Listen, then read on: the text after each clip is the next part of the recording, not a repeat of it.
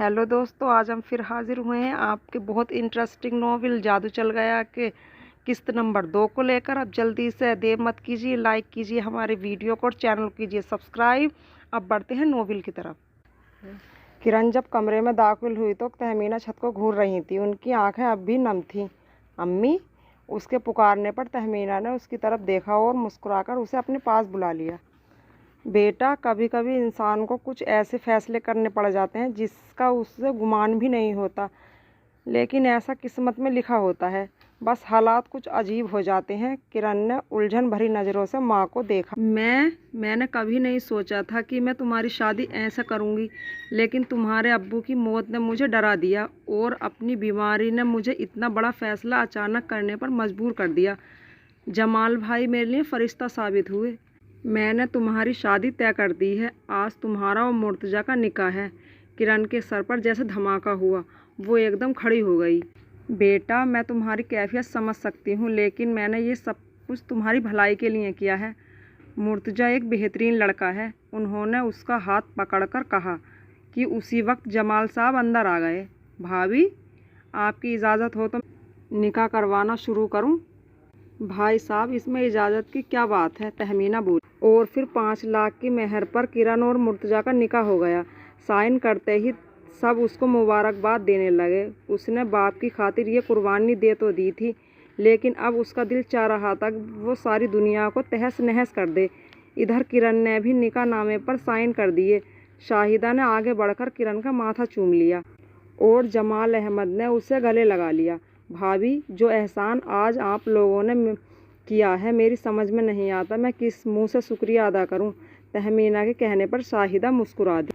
तहमीना, एहसान का लफ्ज़ इस्तेमाल करके तुम हमें शर्मिंदा कर रही हो, बल्कि एहसान तो तुमने हम पर किया है। इतनी प्यारी बेटी हमें दे दी है। शाहिदा ने प्यार भरी नज़रों से किरण को देखा, जो सर झुकाए जाने क्या सोच रही थी। अब तुम फिक्र करना छोड़ दो, ये हमारी जिम्मेदारी है। बस तुम जल्दी से ठीक हो जाओ।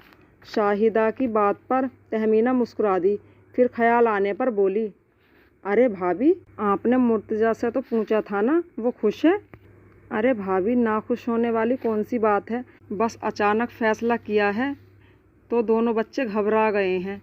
जमाल अहमद ने तहमीना को तसल्ली दी, फिर अली से बोला, जाओ मुर्तज़ा को बुला लाओ। वो बुलाने चला गया। आओ बेटा, यहाँ आओ, अपनी आंटी से मिलो।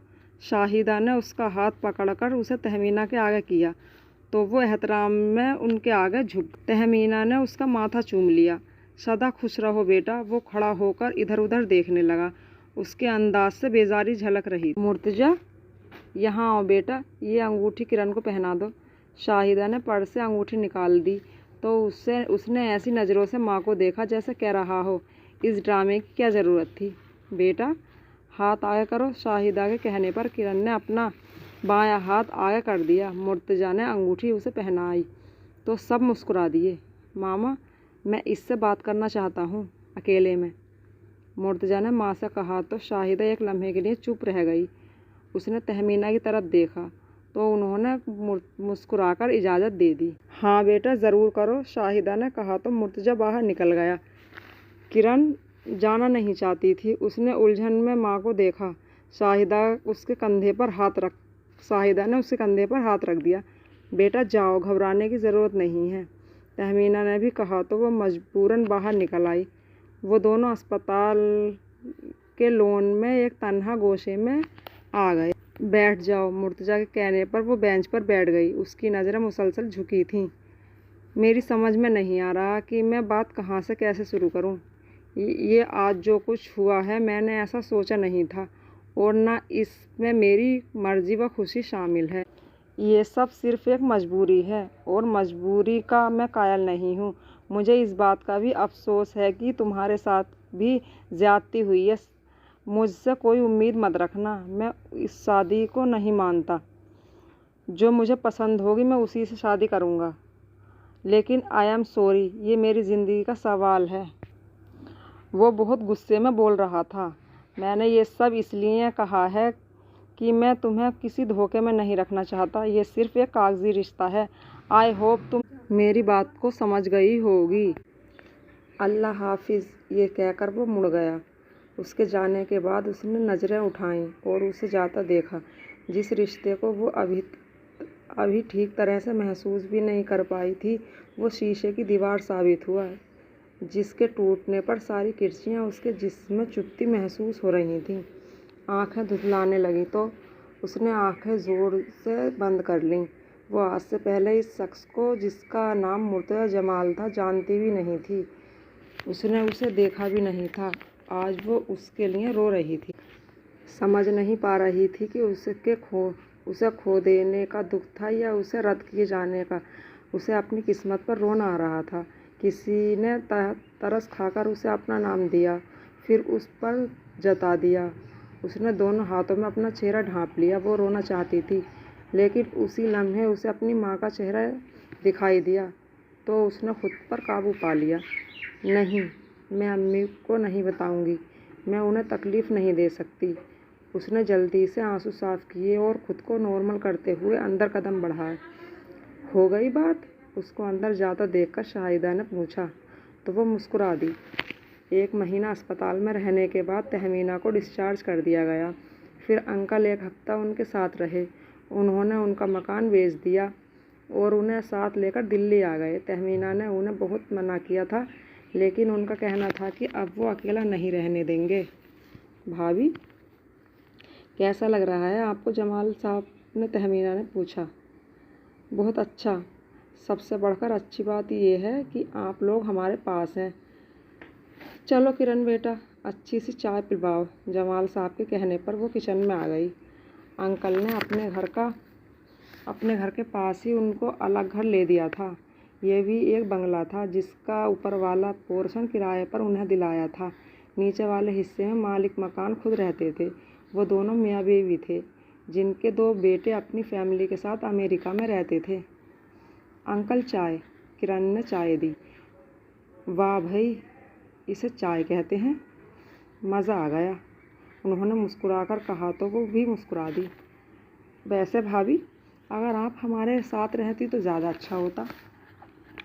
भाई साहब, पहले बात और थी, लेकिन अब अच्छा नहीं लगता, उन्होंने मुर्तज़ा और किरण के हवाले से कहा। चलिए, आपकी खुशी। हाँ बेटा, अब तुम्हारा क्या इरादा है? तुम यहाँ एडमिशन ले लो, पढ़ाई जारी रखो, जमाल अहमद ने कहा तो किरण ने सर हिला दिया। ठीक है, अहद के दोस्त की माँ कॉलेज की प्रिंसिपल हैं, उनके थ्रू सारे काम हो जाएंगे, जमाल अहमद ने उठते हुए कहा तो तहमीना और किरण दोनों ने एहसानमंदी से उन्हें देखा। अच्छा भाभी, अब चलता हूँ। और किरण, परसों मैं अली या अहद को भेज दूँगा, तुम तैयार रहना, ओके? उसके सर हिलाने पर वह मुस्कुराकर बाहर निकल गए। मैं अल्लाह का जितना शुक्र अदा करूँ कम है। मेरी बेटी इतनी किस्मत वाली है कि उसे इतनी चाह करने वाले लोग मिले हैं। मैं बहुत खुश हूँ। तहमीना ने किरण का मुँह चूम लिया। अम्मी, आप गलत सोच रही हैं। मैं किस्मत वाली नहीं हूँ। किस्मत वाली होती तो मुर्तज़ा मुझे नापसंद ना करते। वाकई अंकल और आंटी की मोहब्बत बहुत ज़्यादा है। वो सब ऐसे प्यार करते हैं जैसे वो पता नहीं क्या चीज़ हो, लेकिन मुर्तज़ा से उसका रिश्ता था। एक दिन जब वो ख़त्म करेगा, सब ख़त्म हो जाएगा अम्मी, तब आपको पता चलेगा मैं बदनसीब हूँ या खुशनसीब। उसने थककर सोफ़े की बैग से सर टिका। मुर्तज़ा, क्या बात है? मैं काफ़ी दिनों से देख रही हूँ, तुम कुछ परेशान हो? रमसा ने मुर्तज़ा को मुसलसल खामोश देखकर पूछा। वो लंच के लिए इसी होटल में आते थे। कुछ खास बात नहीं, बस ऐसे ही। मुर्तज़ा, हम अच्छे दोस्त हैं। मेरा ख्याल है अगर तुम मुझसे अपनी परेशानी शेयर करो तो शायद मैं तुम्हारी कुछ मदद कर सकूं। रमसा ने अपना हाथ मुर्तज़ा के हाथ पर रख दिया। डैडी ने मेरा निकाह कर दिया है। कुछ देर बाद जब वो बोला तो पानी पीती हुई रमशा को अच्छू लग गया। जब वो नॉर्मल हुई तो हैरत से मुर्तज़ा को देखने लगी। उन्होंने तुम्हारा निकाह कर दिया और तुमने मान लिया? रमशा ने गुस्से से पानी का गिलास टेबल पर पटक दिया।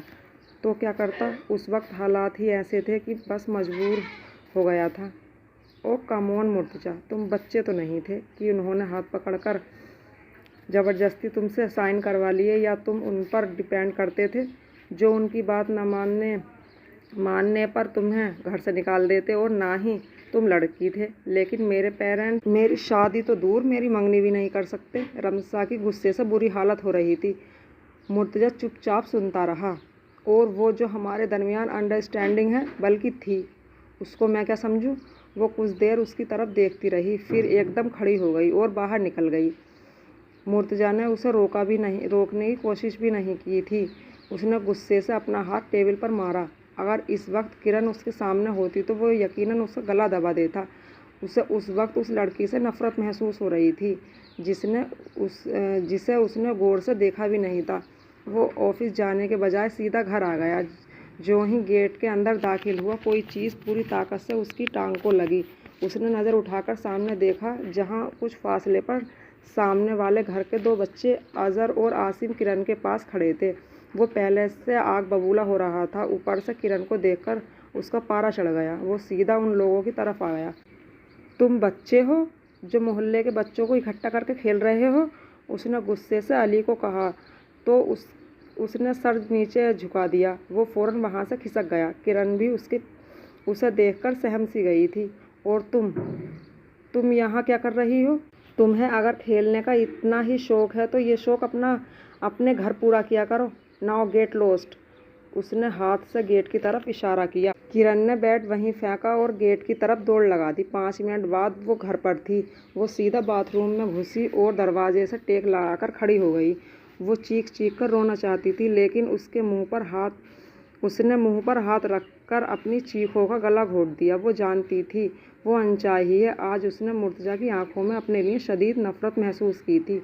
उसके निकाह को तकरीबन 2 माह हो गए थे। इस दौरान उसकी कभी मुर्तज़ा से मुलाकात नहीं हुई थी, जबकि वो तकरीबन रोज़ वहाँ जाती थी। जिस दिन नहीं जाती थी, अली या अहद भाई आकर उसे खुद ले जाते थे। वो लोग उसे बेइंतहा प्यार करते थे कि वो गलतफहमी का शिकार रहने लगी थी। शायद कि मुर्तज़ा भी उसके साथ ठीक हो जाए, लेकिन आज मुर्तज़ा ने इस भ्रम को तोड़ दिया था।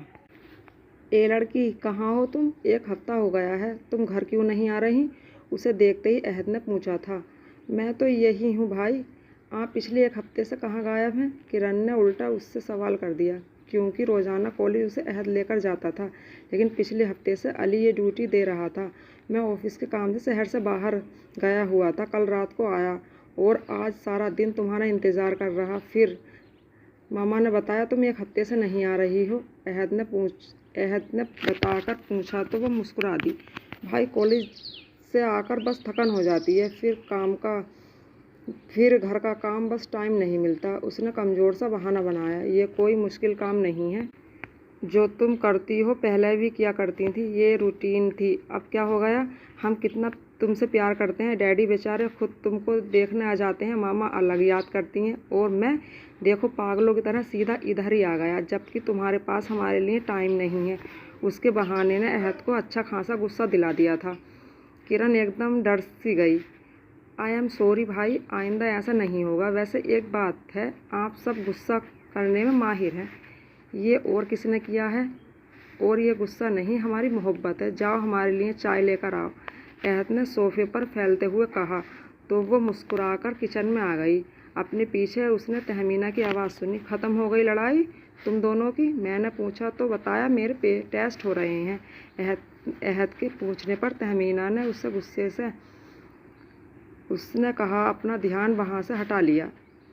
भाई, अब आपको क्या बताऊं, आपके भाई को मेरा आना बल्कि मैं ही पसंद नहीं, वरना आदि तो मैं भी आप लोगों की हो गई हूँ। लेकिन ऐसी आदत जो बाद में तकलीफ़ दे, उसे ख़त्म कर देना ही ठीक है। वो खुद से कह रही थी। पाए गल गए तो ले आओ जनाब, अहद ने अचानक उसके पीछे आकर कहा तो वो डर गई। उसके डरने पर अहद हंस दिया तो किरण ने पास पड़ी माचिस उसे दे मारी। इतनी देर करोगी तो ऐसा ही होगा। अहद अंदर आकर स्लिप पर बैठकर चाय पीने लगा। मेहरबानी जनाब की। तभी उसने अली की आवाज़ सुनी। आहा, यहाँ तो चाय की दावत हो रही है। मैं भी आ गया हूँ, हमें भी चाय पेश की जाए, उसने सहाना अंदाज में कहा तो किरण ने अपना कप उसकी तरफ बढ़ा दिया। वैसे भाई, आपको घर चाय नहीं मिलती? किरण के पूछने पर अली ने गुस्से से उसे घूरा।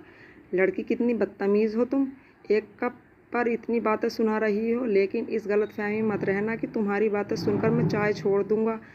No never. अली ने चाय का कप होठों से लगा लिया तो किरण खिलखिलाकर हंस दी। वो काफ़ी देर तक बातें करते रहे। जब वो चले गए तो वह काफ़ी देर तक उनके बारे में सोचती रही। वो लोग वाकई भाइयों की तरह उससे प्यार करते थे और वो भी उन्हें उसी तरह चाहती थी और वक्ती तौर पर वो भूल भी जाती थी। अगले दिन कॉलेज से आने के बाद अली ने उसे घर आने की ताकीद की तो वो शाम को आ गई। अंकल आंटी बाहर लॉन में ही बैठे थे। उसे देखकर दोनों बेख्तियार ही उठ गए और उसे प्यार करने लगे। इतने दिनों से क्यों नहीं आ रही थी? तुम्हें पता भी है मैं तुम्हें कितना याद करती हूँ। शाहिदा बेगम ने उसे खुद से लिपटा लिया। डैडी, मामा आप लोग इससे इतना प्यार करते हैं इसीलिए ये नखरे करती है। अली फ़ौरन बोल पड़ा। जी नहीं, ऐसी कोई बात नहीं है। किरण ने फ़ौरन कहा तो सब मुस्कुरा दिए। क्या तुम्हें हमारी कोई बात बुरी लगी है? आंटी की बात सुनकर किरण परेशान हो गई। नहीं आंटी, ऐसी कोई बात नहीं। आजकल मेरे टेस्ट हो रहे थे, बस इसी वजह से नहीं आ रही थी। उसने बहाना बनाया। फिर अंकल और आंटी को अपनी पढ़ाई के बारे में बताने लगी। तो दोस्तों, कैसी लगी आपको नॉवेल जादू चल गया की एपिसोड नंबर 2? उम्मीद है पसंद आई होगी। अब जल्द हाजिर होंगे हम एपिसोड 3 को लेकर। जब तक के लिए दीजिए इजाज़त और जब तक के लिए अल्लाह हाफिज़।